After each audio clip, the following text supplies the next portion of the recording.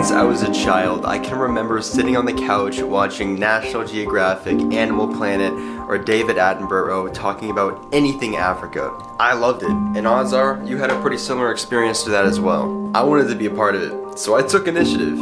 I was more scared than I'd like to admit. It was my first time out of the country, and it was halfway across the world. But one thing happened to me that made me know it was gonna be okay. After a plethora of research and one too many dollars spent, the day came around. And as you can see in the background, there's many pictures on the wall. These are calendar pictures. There's been something that I've been collecting for a long time now.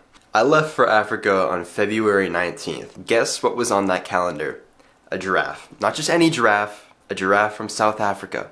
And not just anywhere in South Africa, Kruger National Park. That's right, a giraffe in Kruger National Park. I might have even seen that giraffe. It was so close to where I was going. All of a sudden, everything came together and I felt so ready for the trip. And 40 hours of flying later, I was here.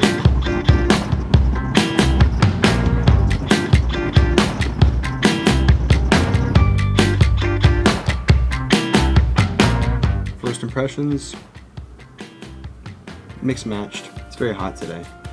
I haven't even told you guys what I'm doing. So I signed up for a volunteer program that does research in Kruger, or right outside of Kruger. This could be data collection, cactus removal, or termite surveys.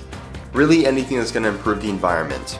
I'm always shy when I start new things, and this was no exception. Thankfully, all the people that I met were so nice and hospitable, and the view outside of my room, like, so lucky. Beautiful river filled with crocs and hippos. There was no swimming in that. So this is the first night. I heard hippos.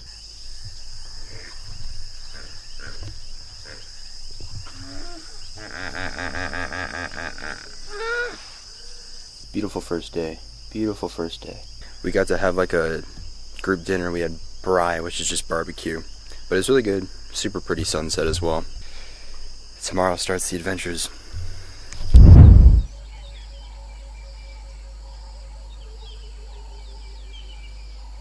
First impressions are everything, and Africa did not disappoint. The first drive was magical.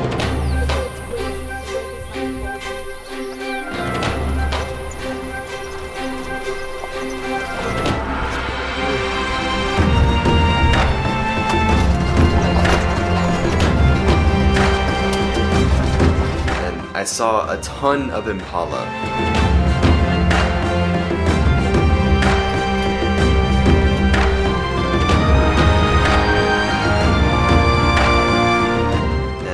A lot more to come as well. There's also a water buck.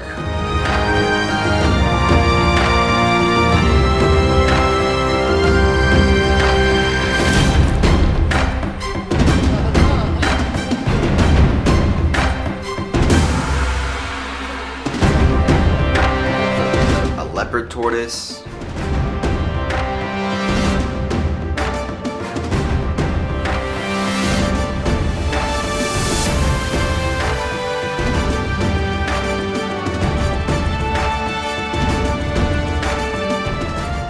That was incomparable to the next day though, because we went out to do our termite survey. The whole goal of this was to see if the environment was suitable for pangolins, which are the most poached animal in the entire world. We get up early on the road by 5 a.m.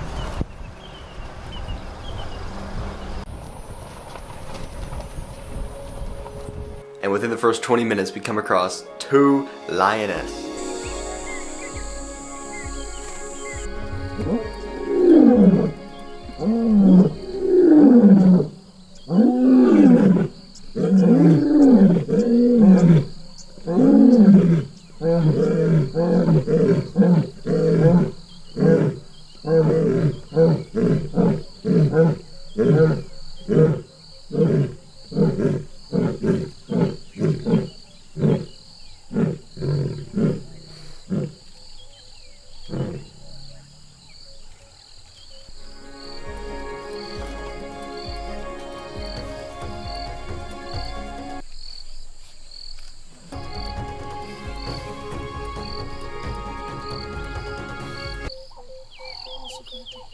But it gets better. Right before we get to location, we come across African wild dog. I don't think you guys understand how rare that was. According to my guide, we hadn't seen an African wild dog on that reserve since last April, almost 10 months before that.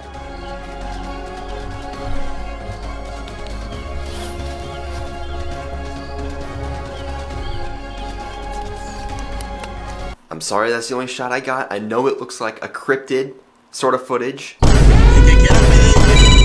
Once we got to the location, we set up a bunch of ropes thick into the bush, and we walked along the ropes as we tried to find any termites or ants to collect into containers. We then brought those containers onto a table and documented what kind of ant or termite it is, took pictures of them, and then that allowed my research coordinator to wrap up an entire paper and send it off. But even then, the day gets better. On our evening drive, we went up to Mount Dassey. That is, in my opinion, the prettiest spot on both of the reserves we worked on. The views are just insane. And later on in that drive, on our way back, we came up on a herd of impala, and less than 100 meters from that herd,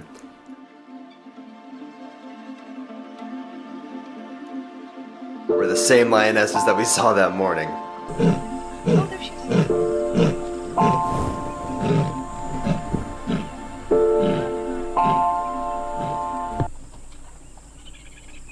And they were like semi-hunting. They didn't seem like they were that intrigued by the impala.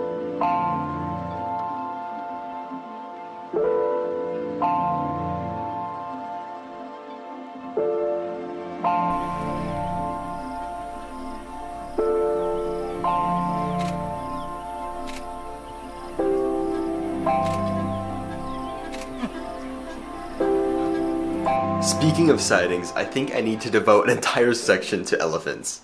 You'd think lions were the most dangerous animal in the reserve that we saw.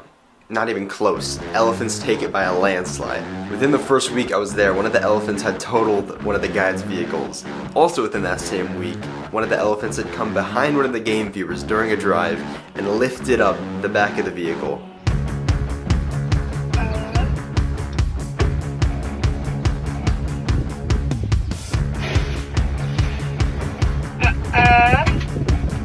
They throw tantrums like 2-year-olds and are super unpredictable. Yeah.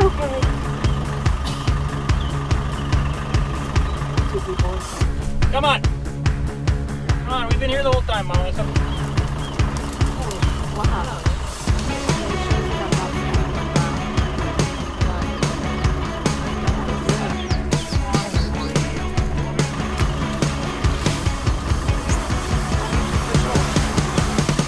But wow, are they big and super gorgeous. Some encounters would leave me breathless with how magical and majestic they looked.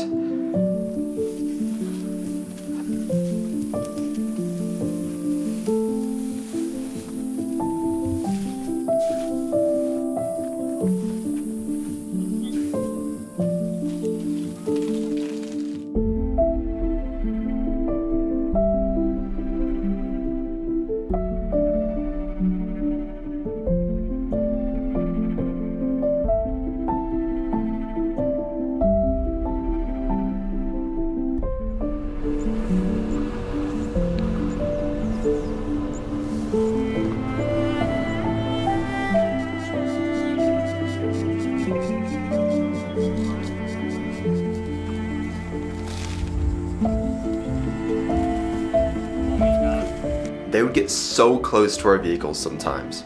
It genuinely got my heart beating really fast. Once or twice they even came to the lodge and drank out of the pool. Don't know if that was good for them, but they did it anyways. And that allowed me to get some really, really cool encounters and really pretty shots of them.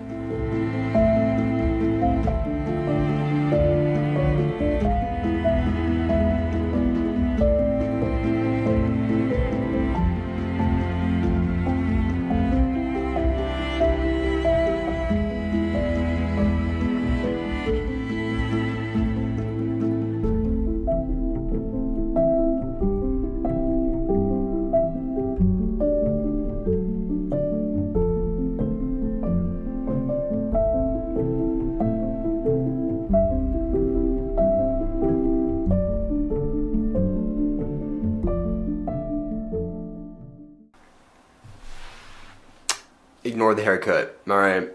It's been like 2 days since I recorded. It'd be wrong of me to not do a section over the lions, so here it is. Throughout my time in Africa, 95% of my lion sightings were that of 3 lions, that being Poseidon, Kali, and Hera. They were always walking around the reserve, chillaxing and minding their own business.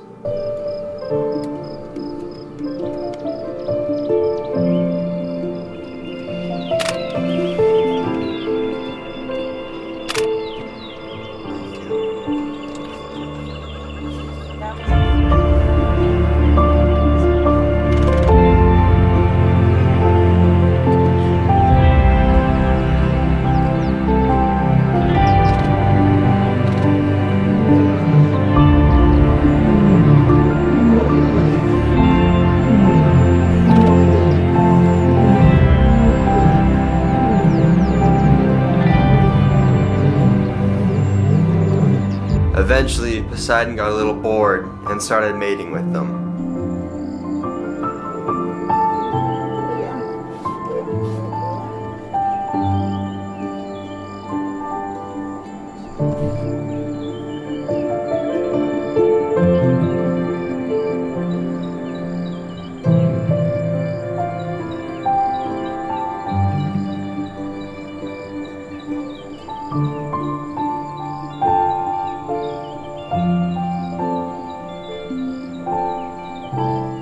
You guys see that beautiful smile? Not mine, and not Poseidon's either. Yeah, he's not smiling for the cameras. Lions, and actually most mammals, have the Jacobson's organ. We humans have it too, but it's vestigial and is basically useless for us. They smile like that to close off their nostrils so they can smell through their mouth. So that urine that he was just licking will reach that Jacobson's organ. That organ will allow him to get more intel about that scent that his nose normally could not get. For this example, it let him know that she was still in heat.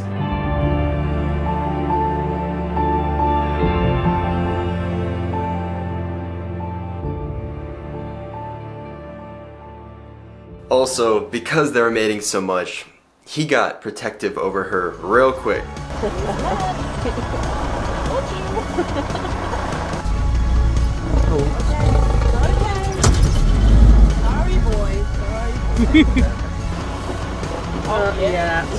One of my favorite moments here wasn't even with the animals, it was with the people. This is Bjorn, my roommate for the first 2 weeks that I was there. Gotta be fucking kidding me. It's fucking 6 in the morning.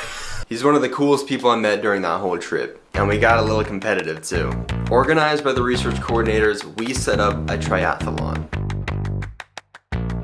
We had to do 60 burpees, 6 laps, each lap being about 200 meters of running, 20 laps around the pool, and then 10 pull-ups. And whoever could do that the quickest, they won.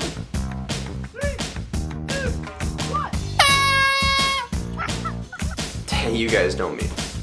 I never lose. It was really hard to say goodbye, I can't lie. My time in Africa was nothing short of almost perfect. From the setting, to the people, to the animals. For 5 weeks, I could not have asked for a richer experience.